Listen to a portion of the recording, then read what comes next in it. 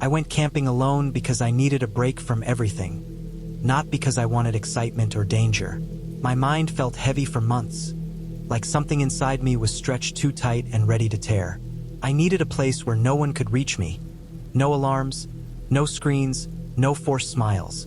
I started searching online for a quiet camping area that wasn't popular. Something far away from noisy families, loud music, and crowded trails. I found an old mention of a lake hidden deep in the woods, not part of any well-known park, and not listed as a tourist location anymore. The only information I found was from an old forum post where someone mentioned it as beautiful but abandoned. That sounded exactly like what I wanted.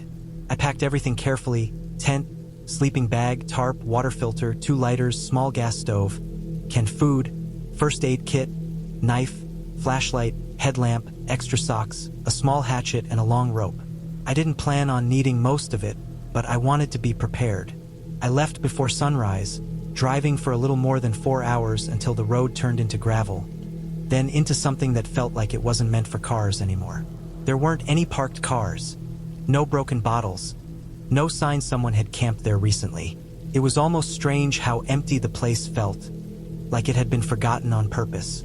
The trail was narrow, covered in branches, and the air smelled wet and earthy. The deeper I walked, the quieter it got. Even the birds sounded far away. It felt like stepping into a place that people didn't belong in anymore, like nature had taken back full control without asking. After maybe 2 hours of walking, I found the lake. It was still, dark, and surrounded by tall trees that leaned toward the water like they were guarding it. There were no footprints, no trash, no old fire pits, nothing that showed recent human activity. To me, that felt perfect. I set up my tent about 20 feet from the lake, close enough to hear the water if the wind moved, but not so close that the ground was damp. I boiled water, ate, and wrote in my small notebook, trying to calm my thoughts. Everything felt peaceful during the day, but there was a strange heaviness within the silence that I didn't fully acknowledge yet. There were no planes passing overhead, no boats, nothing mechanical. The world there felt untouched, like time slowed down the moment I crossed into it. By late afternoon, I explored the area a little further. I noticed something odd near the far side of the lake. A line of metal stakes half buried in the ground, spaced out unevenly. They looked old, rusty, and bent. They didn't match any kind of normal camping equipment. They could have been used to tie something down, but not a tent, not with that size and spacing. I didn't touch them. I didn't want to disturb anything that might have a reason for being left alone. As night came, the temperature dropped quickly. I made a small fire and sat beside it, with my tent already zipped and ready. When it got fully dark, I noticed how black the woods became. There was no distant city glow, no moon reflection on the lake, nothing. The darkness was so deep that even with a fire, it felt like the world ended just a few feet away. The sense of isolation was stronger than I expected, and it made me feel like even breathing sounded too loud. I got into my tent, zipped it all the way up, and lay still.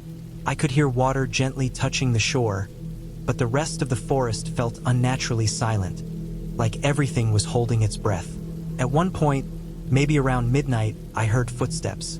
Slow, heavy, cautious. They were not animal steps. There was a clear rhythm, even weight, and deliberate spacing. The steps stopped several times, like whoever or whatever was walking was listening. My body became still, and I barely allowed myself to breathe. I waited for more sounds, but the footsteps stopped completely. I stayed awake for a long time, staring into the dark fabric above me, finally falling asleep close to dawn. The next morning, everything looked normal, but something felt wrong. When I stepped outside, I noticed faint marks on the ground near the trees, like someone stood there for a long time. Not close to my tent, but not far either.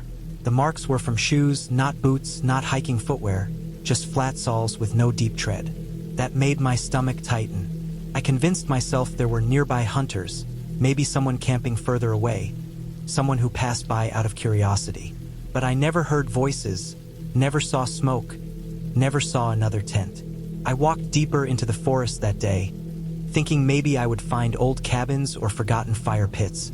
Instead, I found an area where several trees had deep cuts carved into them at the same height.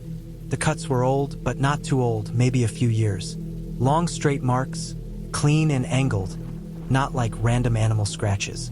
The ground near those trees looked disturbed as well, like someone had dug small holes and later filled them, leaving uneven patches and loose dirt. I didn't investigate more. Something inside me said not to. By late afternoon, I wanted to head back to my tent, but it took much longer than I expected to find the right direction. The woods looked different, almost like everything shifted slightly while I was gone. When I finally reached my campsite, I noticed something that made my heart sink. My tent zipper was open halfway. I knew with complete certainty that I closed it before leaving because I checked it twice, once by habit, and again when I wondered if morning dew might get inside. Nothing was missing, but my sleeping bag was bent slightly out of place, like someone lifted it and put it back down without care. My knife, which I kept beside the sleeping bag, had been moved an inch closer to the entrance. Not enough to be dramatic, but enough to feel intentional. For hours that evening, I sat beside the fire trying to think rationally. Maybe I didn't close it all the way. Maybe an animal nosed it open. Maybe I knocked the knife without realizing it.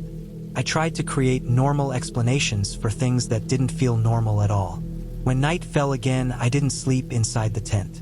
Instead, I sat behind it with the fire between me and the lake, holding my flashlight and my knife, trying to listen to the forest. Around midnight, I heard it again. Footsteps, slow, steady, same spacing as before. They came from the left side this time, moved behind the trees, and paused. I couldn't see anything. The darkness was too dense beyond the firelight. The footsteps stayed at the same distance, never coming closer, never moving away, as if something or someone was watching without needing to move. At some point, the footsteps stopped, and silence took over again. I waited, staring into emptiness until morning light appeared slowly between the trees. Once it was bright enough to see clearly, I took down my tent, folded everything quickly, and stuffed it into my backpack in a rough, messy way. I didn't eat, didn't rest, and didn't take notes. I only wanted to leave, but going back felt different than arriving. The woods felt much larger, paths unclear, and trees more clustered. I checked my map repeatedly, my hands shaking, but I forced myself to continue without stopping. After more than 2 hours of walking, I finally found the original path, the one with tire tracks barely visible and a broken wooden sign half buried under weeds. When I stepped out of the woods and saw my car through the branches, I felt the most overwhelming relief I had ever experienced. Nothing around me seemed dangerous anymore. Even the silence felt lighter. I got into my car, locked the doors instantly, sat still for a few seconds, and then drove away without taking one last glance behind me. I didn't report the strange things. I didn't tell my family or friends everything. I didn't try to investigate what I heard or saw. Some people like to solve mysteries or go back for answers, but I don't. I believe knowing too much is sometimes worse than never knowing. What I learned was not some deep philosophical message. It was simple and honest. Isolation feels peaceful only when you have a way out. Once you realize you might not be alone in a place where help will never arrive fast enough, silence becomes something else completely. I no longer camp alone, not because I'm scared of nature, but because I'm scared of the kind of people who choose to live where no one ever looks for them. Sometimes the scariest thing you can meet in the wilderness is a person who has nothing left to lose and everything to hide. I decided to go camping alone deep in the mountains, far away from busy roads, streetlights, phone service, and anything that could remind me of normal life. I had been working non-stop for months, surrounded by noise and people, and I felt like my mind was getting cramped inside itself. I wanted clean air, silence, and real darkness, the kind where the sky feels heavy and every sound has weight. I packed my gear carefully, choosing all the essentials because I knew this area had no rangers, no established campgrounds, and no weekend hikers. It was a forest known for being difficult to access, full of thick trees, uneven ground, and trails that weren't marked well. That was exactly what I wanted. Space where I could feel like the world was huge again and I was just a small visitor. When I arrived at the edge of the trail, everything felt untouched. The air smelled like pine, cold dirt, and something old that had never been disturbed. The first few hours of hiking were peaceful. I could only hear rustling branches, distant birds, and the steady crunch of my boots on the ground. The deeper I went, the more narrow and unclear the path became. Roots stuck out everywhere, moss-covered rocks like green fur, and the trees seemed packed so close that the sunlight barely reached the ground. I didn't see any other footprints, broken branches, or trash that humans usually leave behind. It was rare to see land that raw, and at first it made me feel happy, like I had stepped out of time. I walked until late afternoon, stopping only for water and short rests. The air grew colder, and I remembered that mountain temperatures dropped fast. I wanted to set up camp before it got dark enough for animals to move more confidently. I found a small clearing between tall trees and set my tent slightly uphill so rain wouldn't pool if weather changed. The ground was soft but uneven, covered with damp needles and decaying leaves. There was no sign of animal tracks nearby, which made me feel safer. I unpacked silently, focusing on every motion, feeling the calm that comes from doing something simple and necessary. As evening settled, the forest became heavier. Light faded faster than I expected. The silence changed too, turning into a different kind of quiet, one filled with tiny hidden noises that only existed after dark. I made a small controlled fire, ate a quick meal, and sat listening with my flashlight off to let my senses adjust. There was no wind, yet every few minutes I heard small noises like twigs snapping or leaves shifting. I told myself it was probably small animals. Raccoons, rabbits, maybe deer walking through the darkness. Still, every noise seemed magnified because there were no cars, no voices, no hum of electricity. Eventually, I crawled into my tent and zipped it shut. The inside felt safer than it actually was. The thin fabric barely separated me from everything outside. I laid there listening, forcing myself not to panic at every sound, reminding myself that darkness always makes familiar things feel threatening. I kept breathing slowly until my body relaxed and I drifted into shaky sleep. I didn't know how long I slept, but I woke suddenly with my heart pounding so hard it felt like it was trying to escape my chest. I couldn't explain what woke me.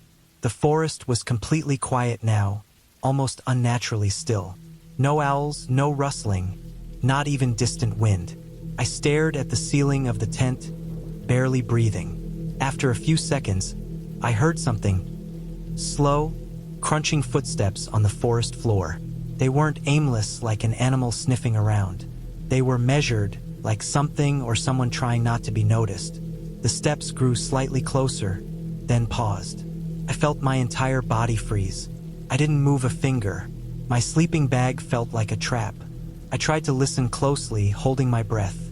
A few seconds passed, maybe longer, and then I heard another step, lighter, slower, almost cautious.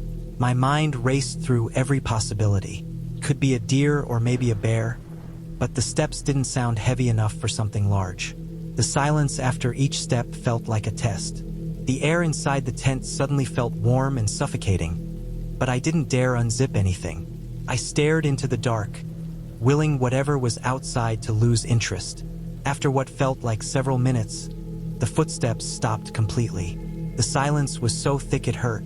I didn't sleep again. I laid there with my eyes open until the sky slowly turned gray. When morning finally arrived, I crawled out and checked around the campsite. The ground was too layered with leaves to show clear tracks, but about 30 feet away, near a tree, I saw something that didn't fit. It was a small pile of broken sticks arranged strangely, almost like someone set them down instead of accidentally stepping on them. There was also a long piece of thin rope partly buried under leaves, not old or weathered, just damp from the night. My stomach tightened. That rope didn't fall from a tree, and campers didn't usually leave something like that behind. I packed my gear faster than I should have, trying to look calm even though I was alone. I didn't even cook breakfast. I just shoved everything into my backpack, stomped out the fire remains, and started heading back the direction I came. The trail looked different now. Every tree looked the same, and for a moment I questioned whether I remembered the right direction. I forced myself to breathe and stay focused because panic was the most dangerous thing in the wilderness. About an hour into my hike, I found something else that made my skin crawl. A tree had a large section of bark peeled off, not clawed or chewed, but sliced, like with a blade. Next to it, embedded in the wood, was half of a rusted metal hook tied with a newer nylon cord. It made no sense to me. I couldn't understand the purpose, but it clearly wasn't natural and didn't look like old camping equipment. In the back of my mind, I wondered if someone used this area for illegal hunting or if someone lived out there and did not want strangers nearby. The forest felt different now. The air didn't feel peaceful anymore. Felt like it was watching me. Every sound behind me made me walk faster. I didn't run because I didn't want to get lost or twist an ankle, but my pace turned into a focused, steady rhythm. After another hour, I finally recognized a fallen tree with a split trunk that I remembered passing on my way in. Relief hit me so hard I almost sat down to catch my breath, but I forced myself to keep moving. At some point, I heard something behind me again. Faint but real. It wasn't footsteps this time, more like brush being moved or a low rustle of someone shifting weight. I didn't look back. Turning around would slow me down and might show fear, and fear only made me more vulnerable. I kept walking until eventually the trees started to thin and small strips of sunlight touched the ground. When I finally saw the clearing near where my car was parked, I almost felt like crying. But the uneasiness wasn't gone. I felt like I needed to stay alert until I reached a locked door and a road. I reached my car and opened the door quickly, tossing my backpack inside. Before getting in, I turned one last time to look at the trail. Nothing was there. No movement, no noise, no shape, just the same trees swaying slightly in a breeze that hadn't existed until that moment. But the feeling that something was aware of me and maybe disappointed that I escaped stayed heavy in my chest. When I drove away, I didn't look in the rearview mirror more than once. Civilization felt unreal for the first few miles. I didn't stop for food or gas or anything. I just wanted to get back to somewhere with lights, people, and noise that could drown out the memory of that silent forest. I still don't know what was out there that night. Maybe it was just an animal with cautious steps. Maybe a hunter laying traps. Or maybe someone living hidden in the woods who didn't want to be discovered. The rope, the hook, the arranged sticks, the peeled bark, and the footsteps all point to something real, not supernatural and not imaginary. These mountains are wide, deep, and unregulated. People disappear in remote places not always because of nature, but sometimes because someone else was already there. I haven't gone camping alone since then. I still love the idea of wilderness, but now I understand how thin the line is between adventure and danger, especially when no one knows where you are. Peaceful silence can switch into threatening silence without warning. And sometimes the scariest thing in the dark is not something unknown. It's something real, breathing, and choosing not to reveal itself. I used to think camping was always calm and peaceful, like a reset button for the mind, a place where nothing serious could go wrong unless it involved weather or an accident with gear. I believed animals kept their distance, and anything unexplained in the forest was probably just wind or my imagination. But one trip in Washington changed how I see even the smallest sounds and movements in the woods.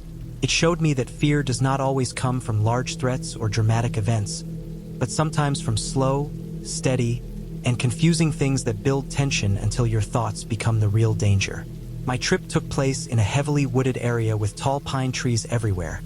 So many that I could barely see the sky when I walked deeper into the woods. Everything smelled like fresh sap, dirt, and wet bark. The ground was covered in thick pine needles that muffled footsteps, almost like walking on soft carpet. I camped with a small group, but we all set up separate tents spaced out a little from each other. Not too far, just enough for privacy and space. The campsite had cars parked nearby, and we felt safe because we were not far from a main road, even though we could not see it or hear it clearly once the forest sounds surrounded us. During the first few hours, everything felt completely normal. We set up camp, arranged firewood, unpacked sleeping bags, and stored food properly. The weather was calm, no wind, no rain, and the sky didn't look threatening. I remember listening to distant birds, the soft rustling of branches, and the occasional snap of sticks under our boots. Everything seemed fine, normal, predictable. The kind of situation where nothing bad even crosses your mind. Late in the afternoon, while we were still settling in, I heard something small hit one of the cars. It sounded like a pine cone bouncing off metal. I didn't pay much attention to it. After all, we were literally surrounded by pine trees, so a pine cone falling wasn't surprising. But then another hit, and then another, not spaced out over long minutes, but within seconds. The sound was fast, like someone tossing them one after another with real intention. Still, I tried not to overthink it. It felt easier to ignore it than to imagine something watching. A few minutes later, sticks started falling too. Not huge branches, but long, thin sticks that made sharper sounds when they hit the hoods and roofs of the cars. That was the moment when I started paying attention. The falling objects didn't feel random anymore. They were too steady, too frequent, too accurately hitting the same area.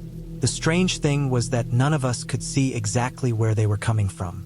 The pine trees above us had huge branches and thick leaves, making it almost impossible to see anything moving at the top unless it came near the trunk. As it continued, I noticed there were no strong winds. The air felt still. The trees were barely moving, yet things kept falling. I slowly looked up, scanning carefully, feeling a slight increase of anxiety as the sun began to lower. The higher branches looked like dark silhouettes against the dim sky, and shadows moved naturally with the slow evening breeze. Nothing looked out of place, but the feeling that something was definitely up there watching us was impossible to ignore. The sound of pine cones and sticks hitting metal over and over created a rhythm that refused to blend into background noise. Eventually the sound slowed, but it didn't stop completely. It was like something was testing reactions, not attacking, just making its presence known. The forest around us felt extremely quiet now. Birds that had been chirping earlier were gone. The silence carried weight, almost like the woods were holding their breath. Even the air felt different, cooler, thicker, like it was slowly warning me. When evening turned darker, the tension didn't fade. We sat by the fire and continued to hear occasional thuds and tiny cracks from above. And every time I heard one, my mind painted a new scenario. Maybe it was a person climbing, maybe a wild animal bigger than we thought, or maybe something territorial. I knew it wasn't the wind. I knew it wasn't simply nature doing its random business. Something wanted us to know we were not alone. The most unsettling part was not seeing it. When you see a threat, you can judge it, plan, protect, defend, escape. When you hear it but cannot locate it, fear fills every possible explanation. When full darkness arrived, things got worse mentally even though the falling objects slowed down significantly. The mind plays with darkness like clay, shaping it into anything possible. Every little scrape, every soft rustle, every tiny sound felt magnified. The firelight only covered a small radius, so anything outside that glow became a black wall of uncertainty. I stayed awake longer than normal because my brain refused to shut down. At one point, I heard movement directly above my tent. Something small yet fast ran across the branches, making leaves shake slightly. Then I heard the sharp, scraping sound of claws against bark. The realization slowly formed that whatever had been tossing things at the cars had probably been there the entire time, watching from the top like it owned the forest and we were intruders. I felt a strange chill travel down my back, not because it was life-threatening, but because it was calculated behavior from something that wasn't supposed to act that way. Morning finally came like a release valve. Sunlight removed the unknown and replaced it with visible shapes and logic. When I stepped outside, the cars were easy to examine. There were dozens of pine cones scattered around them and several sticks lying on the ground near the front bumpers. Nothing was damaged, but the sight made it clear that we did not imagine anything. Something really did throw those objects down on purpose, and it wasn't natural wind or coincidence. Later that morning, when the sunlight hit the branches at the right angle, I finally saw it. A squirrel sat high on one of the pine branches, staring down like it had been guarding territory. Its posture looked tense, tail flicking fast, almost like a warning sign. Suddenly, everything made perfect sense. It probably saw us as invaders near its food source or nest and reacted in the only aggressive way a small animal could, by throwing whatever it could grab. It wasn't supernatural. It wasn't a ghost. It wasn't a mysterious stranger. It was simply a territorial squirrel that refused to accept us quietly. The relief was real, but so was the lesson. Unexpected fear doesn't need a deadly predator or a dramatic event. Sometimes anxiety builds slowly, piece by piece, because humans fear not knowing more than anything else. The forest doesn't explain itself. It doesn't give answers until it wants to. And sometimes, the unknown is far scarier than the truth. Before that trip, I never once imagined that something as harmless and small as a squirrel could turn an entire night into a battle between logic and imagination. After that trip, I learned that the outdoors does not need to be deadly to be frightening. It only needs to remain unknown long enough for your mind to fill in all the silent blanks. And sometimes that alone is enough to shake you long after you pack and leave. I always thought camping was the safest way to escape stress. Every time people talked about hiking, sleeping outside, and cooking over a fire, I imagined peace, fresh air, and silence that helped you think clearly. I never thought about how far away help would be if something went wrong, or about how nature did not care about what happened to me. I learned it slowly over time through different trips, and the more I experienced, the less I felt like the outdoors was a friendly place designed for humans. The woods are beautiful, but they hold things that are not controlled by anyone, and sometimes the things that scare you have nothing to do with ghosts or legends. They are real, physical, and close enough to hear or touch without warning. One of the scariest camping experiences I ever had happened with my wife. We planned a short trip into a forest filled with tall jack pine trees, a place that looked calm and safe during the day. There were no warnings, no weather alerts, and the air felt normal when we arrived. We set up everything like usual and started to relax, thinking it would be a quiet night. But nature changed faster than anything I was used to in normal daily life. Just after sunset, the wind started building up slowly, like a soft warning. Within less than an hour, it no longer felt like normal wind. It turned into a violent rush of air that felt like it wanted to rip the trees out of the ground. The noise grew so loud that it sounded like heavy metal sheets slamming together in the sky. The tent walls bent inward so hard that it felt like they were being grabbed by huge invisible hands. I could hear trees cracking, snapping, and falling all around us. Not small sticks, but huge jack pine trunks slamming into the ground with deep, earth-shaking impact. Branches broke apart and fell like weapons. Needles ripped through the air and hit the tent with hard force. The ground vibrated under me. I could smell fresh sap mixing with dirt, as if the forest was being torn open. It felt like we were trapped inside a giant blender made of wood and wind. I stayed completely still, waiting for something to crush the tent. My whole body was tense, and all I could think about was how stupid it would feel to die because of a camping trip I chose just to relax. It lasted for hours, or at least it felt like that. When the storm finally died down, the forest looked like it had been attacked. Large trees were lying in random directions, and huge branches were stuck into the ground like spears. We left as soon as daylight came because it looked like the forest had tried to bury us alive.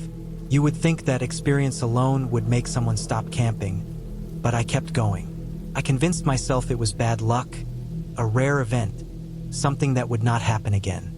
My next bad experience happened with my best friend. We decided to check out a semi-remote camping area that could only be reached by a tough drive with a 4x4 vehicle. There was no official campground staff around, no other campers, only a couple of old fire pits, a few rotting picnic tables that looked like they had been hit by storms for many years, and a broken, run-down outhouse. It was the kind of place that felt forgotten, like time moved slowly there and no one cared what happened. We walked around looking for a good spot to set up when my friend checked the first outhouse. He stood there for a moment like he saw something strange, but he did not say anything right away. Later, I went to look. Inside were 3 full-size backpacks, big heavy ones like you would use for a long trip. Nothing was ripped, dirty, or thrown around. They looked like someone placed them there on purpose and left without anything else. Curiosity took over and we opened them. 2 had high-quality camping equipment, the kind you would only buy if you planned serious outdoor travel. The third one was full of nothing but Skittles. All different bags and flavors, from giant bulk bags down to small ones, like someone had spent hundreds of dollars just to fill it with candy. No wallet, no ID, no clothing, no notes, no personal items, no sign of distress, just candy. It looked creepy because it had no explanation. There wasn't even trash or wrappers like someone had been eating them. Everything was untouched and sealed. We stayed for 4 days and never saw a single person. No cars, no footsteps, no distant voices, nothing. The bags did not move either. The forest around us felt calm, but the feeling of knowing that 3 people, or someone planning for 3 people, left all that gear behind without taking it back made the silence heavier. In nature, when something does not make sense, it sticks inside your head and refuses to leave because there is no real answer. When we left, the bags were still there in the exact same position, like time did not touch them. We told authorities later, but I never heard any follow-up.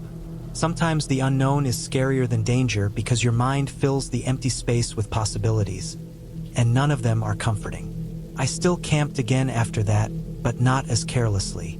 The next scary moment happened during a last-minute trip with my dog.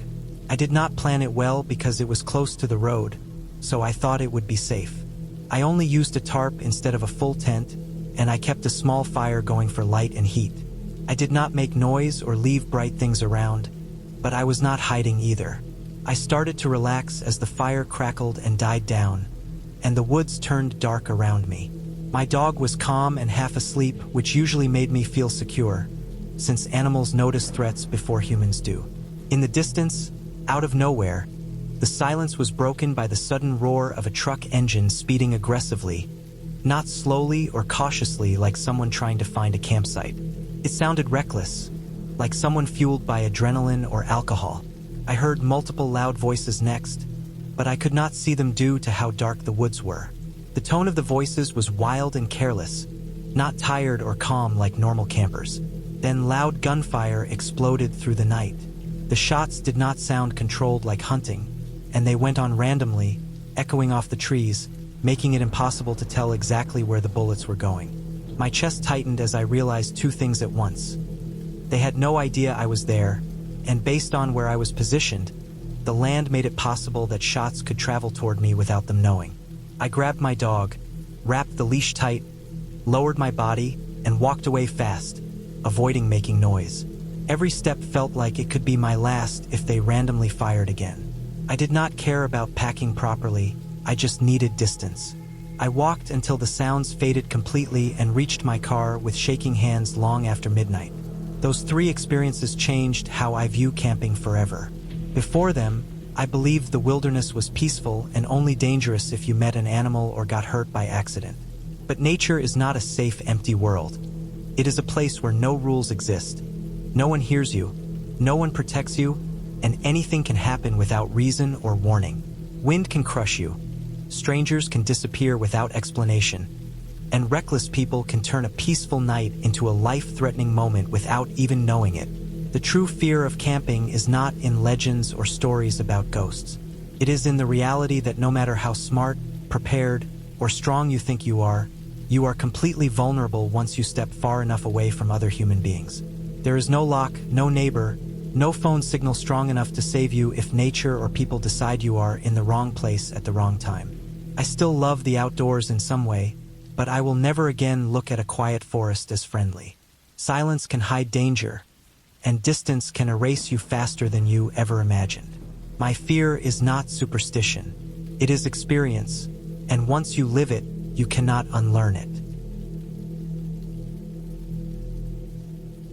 I remember the exact day I decided to go camping alone. It wasn't planned for weeks. There was no special meaning behind it, and nothing pushed me into some deep emotional reason. It was just a simple urge that grew inside me over a few days. I wanted quiet, real quiet, away from work notifications, fake smiles, and cities filled with people who walked fast but looked lost. I packed in a rush and left the same night, convincing myself I needed nature like lungs needed air. I didn't choose a known campsite, I didn't tell anyone where I was going, and I didn't check weather warnings. I just pointed my car towards the mountains and kept driving until my phone lost all signal. By the time I reached the forest road, it was already getting dark, I remember the sky turning a deep orange that faded so smoothly into purple it reminded me of wet paint sinking into paper. I parked near a thin dirt path that looked barely used, grabbed my backpack, flashlight, knife, water bottles, snacks, tent, and sleeping bag and started walking. The ground felt soft and uneven, covered with dry leaves that crunched under my boots. The air smelled sharp, like pine mixed with cold metal. Every breath felt clean enough to scrub the inside of my chest. I found a small clearing surrounded by tall trees that leaned inwards, almost like they were hiding the spot. It felt private, isolated, and untouched, exactly the kind of place I wanted. There were no distant voices, no engine sounds, no faint highway hum. The quietness was so heavy it almost felt like another layer of air. I set up my tent slowly, making sure the ground was as flat as it could be. The soil was cold and damp, and my hands numbed a little as I hammered in the stakes. I unrolled my sleeping bag inside, placed my backpack near the entrance, and sat down with a small flashlight pointed at my boots. Night swallowed everything faster than I expected. I didn't make a fire because I didn't want the smell or the light to attract any animals. I just sat there inside the tent listening. First, it was peaceful. I heard crickets echoing from different distances, like small ticking clocks scattered around the forest. Occasionally, a branch snapped somewhere, but it sounded natural, like wind pushing something loose. Hours passed slowly without entertainment, and eventually I felt tired enough to lie down. I don't know exactly when I woke up, but it was still dark outside, and the air felt colder. It wasn't a slow, lazy wake-up. It was sudden, like someone shook my mind awake with invisible hands. My eyes were wide before I could even think, and I felt a strange rush of alertness. There were no sounds inside the tent, but outside, something was different. The crickets were gone, completely silent. That unnatural quietness punched my nerves. I lay still, breathing lightly, trying to tell myself it meant nothing. Then I heard it, leaves crunching slowly, not like an animal running or searching, but more like careful, heavy steps. The weight sounded wrong for any animal I could imagine. It wasn't a deer jumping or a fox pacing. It sounded like something tall, something balanced on two legs. My heart started beating so hard I felt it shake my ribs. The steps were steady and unhurried, like whoever or whatever it was didn't care about making noise. I stayed frozen, hoping it would pass by without noticing the tent. The steps moved closer, not directly toward me but circling wide around the clearing. Felt like it was observing. I could hear leaves dragging, branches snapping lightly, and something brushing against the tall grass. My breathing turned thin and shallow. I don't know how long that slow pacing lasted, but eventually the steps faded little by little until silence returned. An emptiness so thick I felt like I could hear my heartbeat echoing inside my skull. I didn't sleep again. I stared at the dark ceiling of the tent, counting my breaths, waiting for the sky to lighten.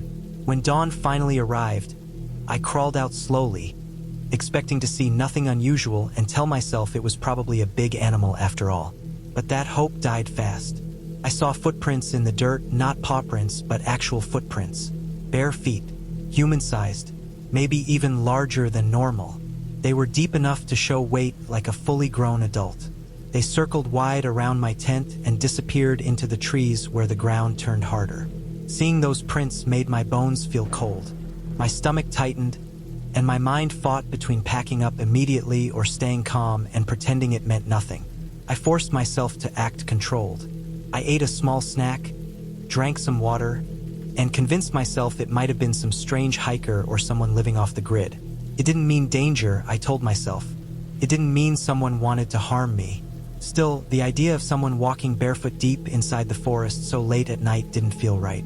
I decided to stay one more night but move my camp deeper into the woods, mainly because curiosity fought fear inside me.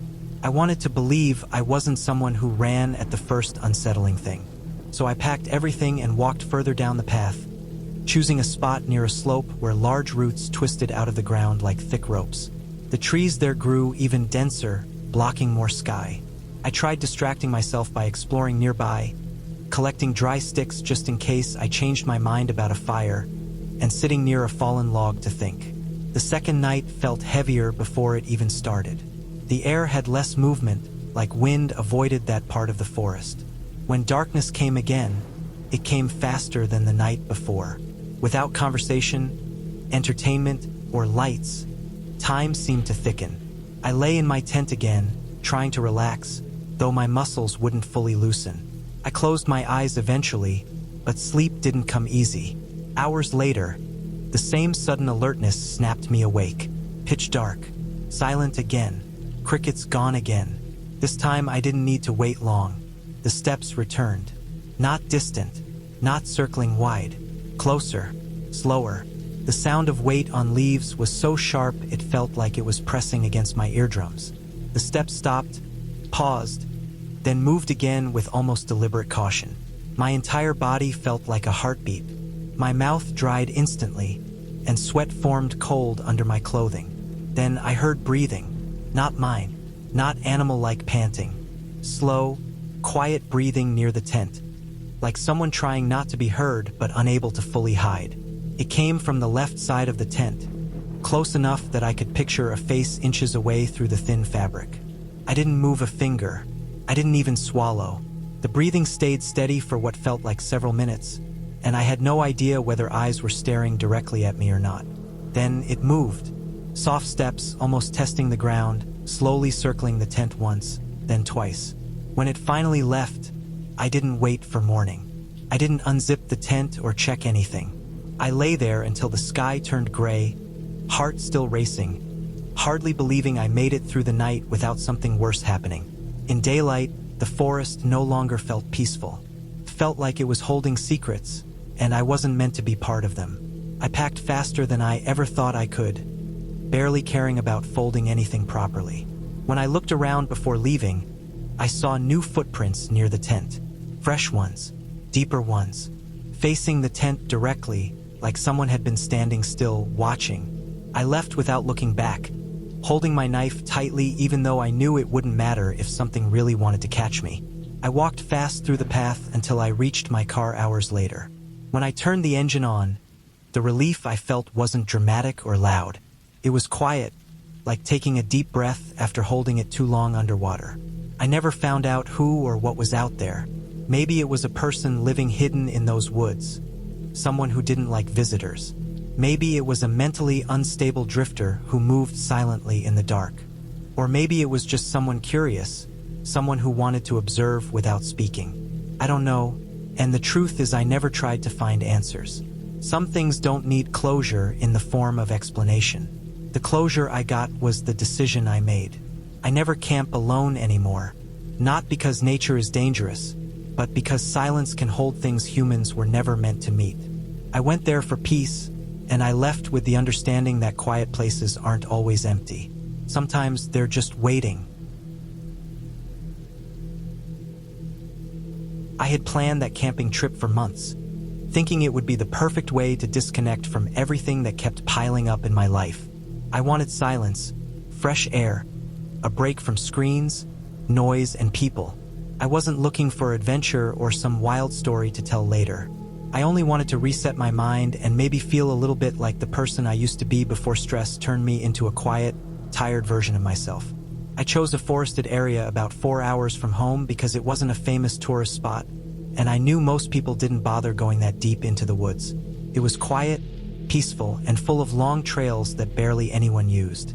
I packed everything carefully, making sure I brought only what I really needed. A backpack, tent, sleeping bag, flashlight, knife, water filter, lighter, extra batteries, food, and a small notebook to write in. Nothing fancy, just basics. When I arrived at the starting point of the trail, the air already felt different. It smelled like wet earth and pine, and the sky was a clean shade of blue I barely remembered existed. The path was narrow and a bit muddy, but I liked how untouched it looked. No trash, no signs, nothing man-made except the thin trail left behind by previous hikers. I walked for hours with only the sound of my footsteps on leaves and the occasional bird or branch snapping far away. The deeper I went, the heavier the silence became, but not in a bad way. It felt like I could finally hear my own thoughts without everything else getting mixed in. I set up camp near a wide, moss-covered boulder beside a small stream that looked clean enough for filtering water. The ground was soft enough under the trees, and there was no sign of recent animal tracks, at least from what I could tell. I ate a simple meal and wrote a little before it got dark. The silence changed at night. It wasn't peaceful in the same way anymore. It was darker, thicker, almost like the trees were listening. I heard twigs snapping in random places and quick rustling noises that stopped as soon as I focused on them. I kept reminding myself it was probably normal wildlife. Raccoons, owls, rabbits, maybe deer. Nothing dangerous. Still, I stayed inside my tent, barely moving until I fell asleep. By the second day, I wanted to go deeper into the forest just to explore. I kept my camp in the same place, bringing only the essentials with me so I wouldn't get lost. I didn't mark trees or anything like that, thinking I'd easily remember the path. The deeper I went, the more it felt like I was walking into an area that didn't want to be found.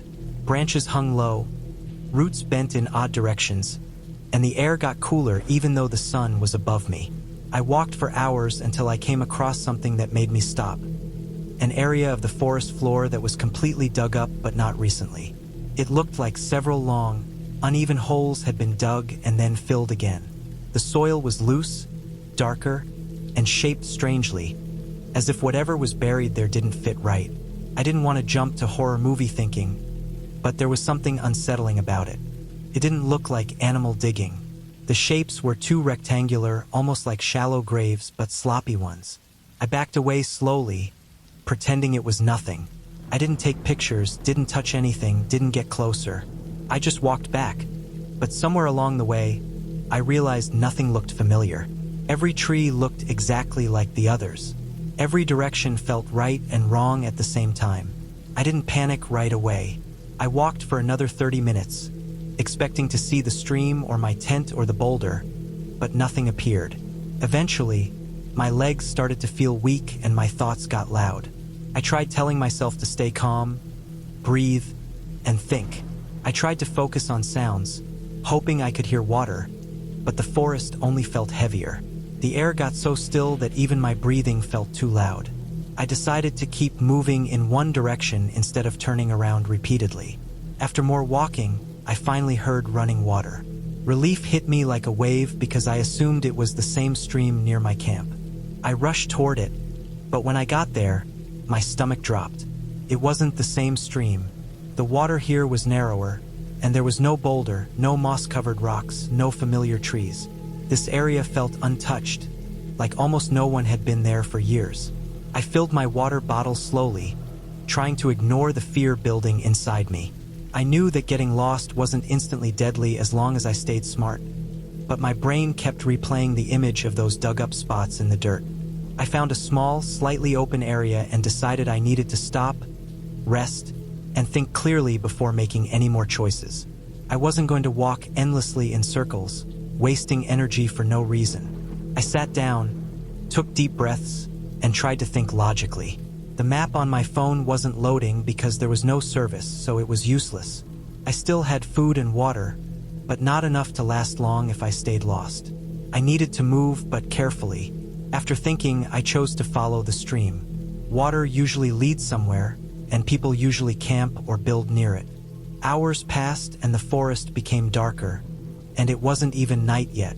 The trees blocked so much light that everything looked like dusk even though it was only late afternoon. The forest floor felt wrong in some areas, like it softened too quickly under my boots. My instincts kept telling me to stop, but I didn't want to freeze in the middle of nowhere. I kept walking, following the stream, until I noticed something ahead of me. Pieces of fabric stuck on branches. They looked like parts of a torn backpack or clothing, faded and dirty from weather.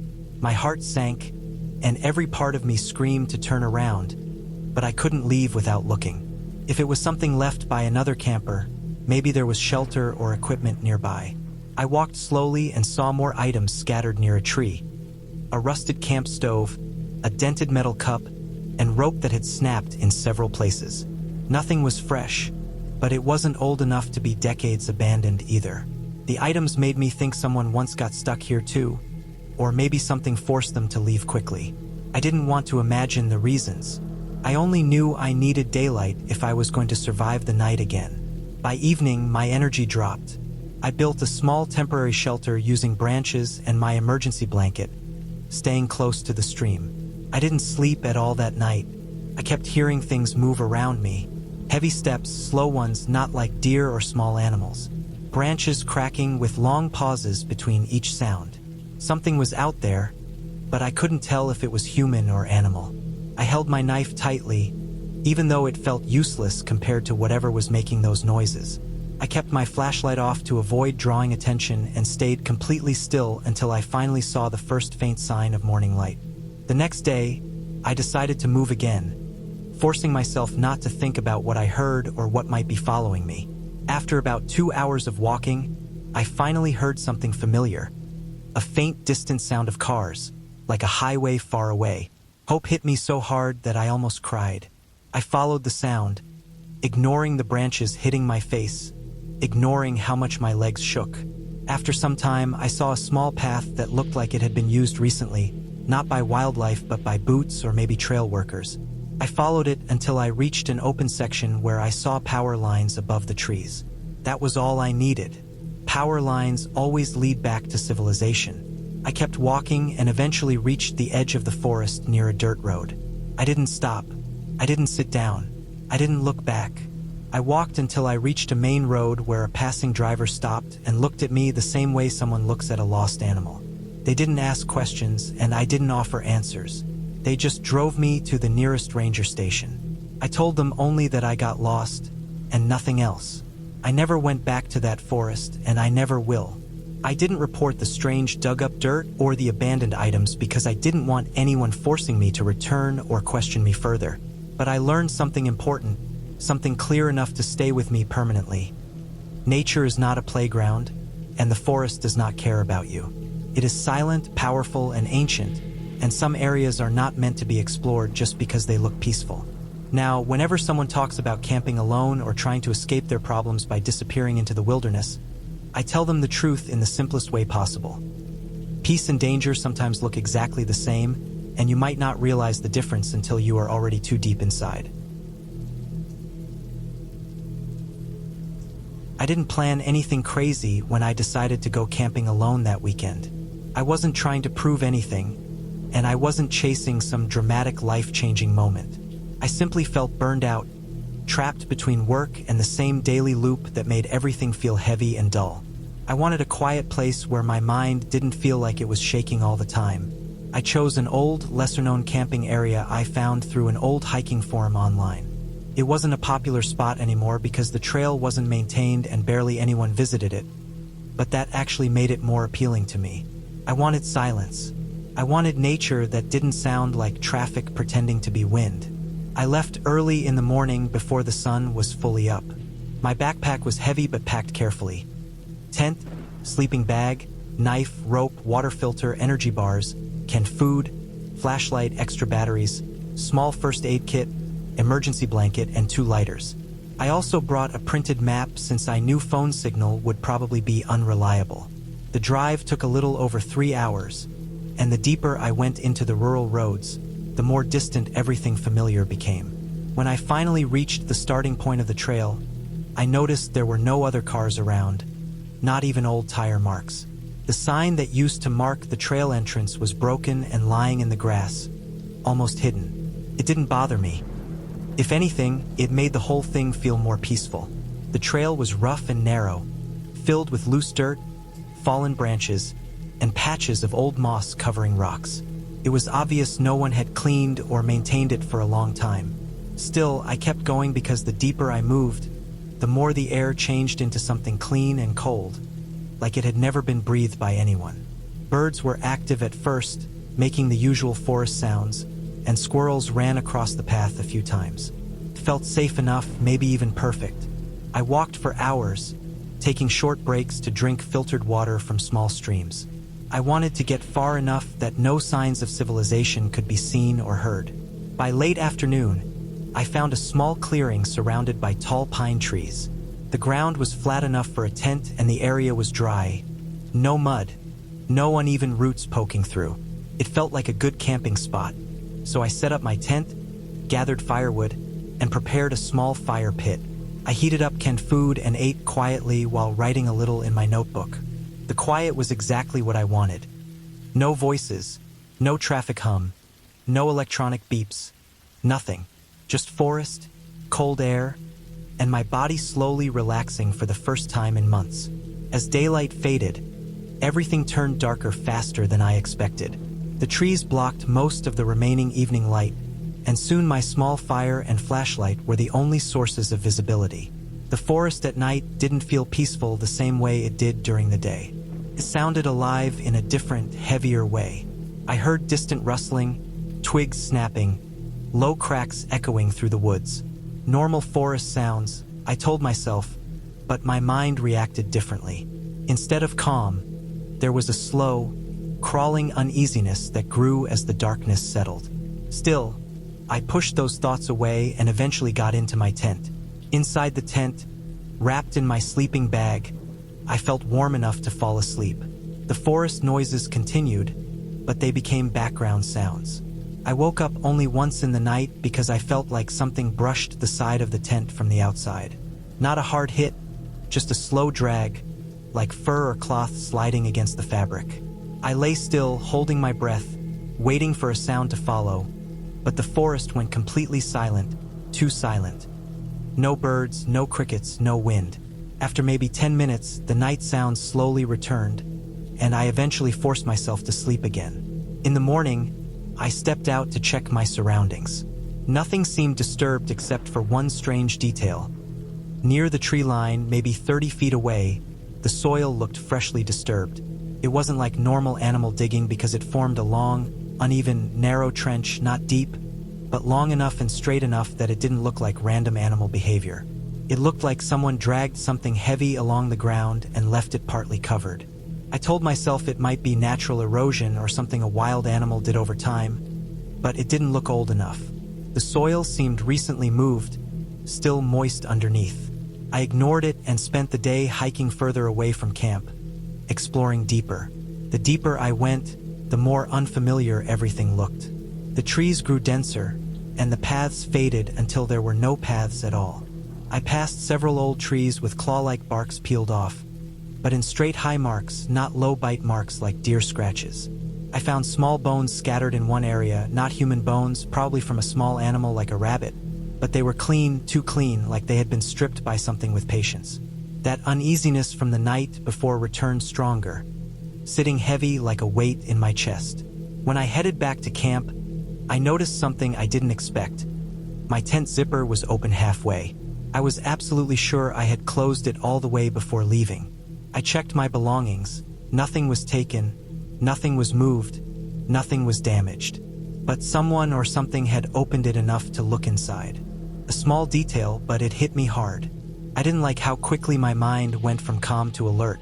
I checked my surroundings again and saw something else near the disturbed soil that wasn't there earlier. Faint shoe prints. Not boot prints, not running shoes, thin-soled, almost flat, like worn-out shoes or maybe even old slippers. The prints were adult-sized, not small, not huge, just average. That terrified me more than anything else because it confirmed a human had been walking near my camp. I decided to stay awake that night and keep the fire burning longer. The air got colder and heavier past midnight. The fire crackled slowly as if struggling to stay alive despite the dry wood. I sat inside my tent entrance, partially zipped up, holding the flashlight and my knife. The forest was too silent again, the same way it had been when something brushed my tent the night before. Hours passed until I finally heard something. Slow, careful footsteps, leaves crunching, not fast, not panicked, just slow and steady, like someone walking barefoot or wearing soft shoes. The steps circled the campsite, not close enough to see, but definitely close enough to hear clearly. My hands were shaking, but I didn't move a single muscle. The steps lasted maybe 2 or 3 minutes, then stopped. I waited for them to continue, but nothing happened. The silence returned, the same thick silence that didn't feel natural. When sunlight finally hit the trees, I packed up as fast as I could. I didn't even eat breakfast. I just grabbed everything, stuffed it into my backpack, and started walking back in the direction I came from using my map and memory.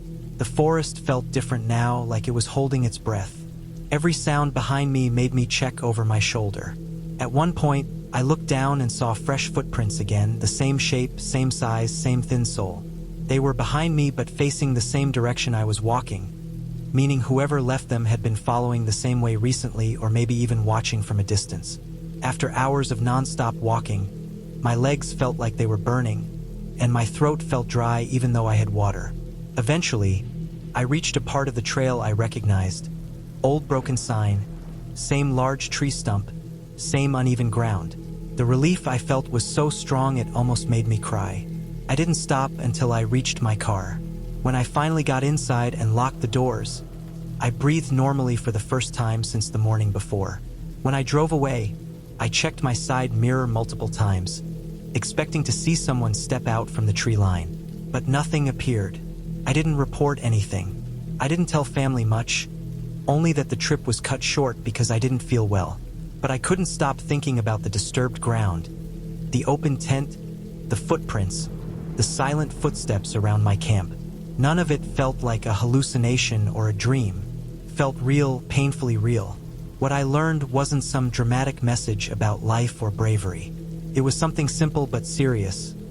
Being alone in nature is not peaceful just because you want it to be peaceful. When you step into a place where people rarely go, you are entering someone or something else's space. And sometimes the scariest thing out there is not an animal or a ghost or a monster. Sometimes it is just a person who knows those woods better than you. Someone who lives far away from rules, witnesses, and help. I still like nature, but I will never camp alone again. Some silence is not meant for comfort. Some silence is hiding something that doesn't want to be seen.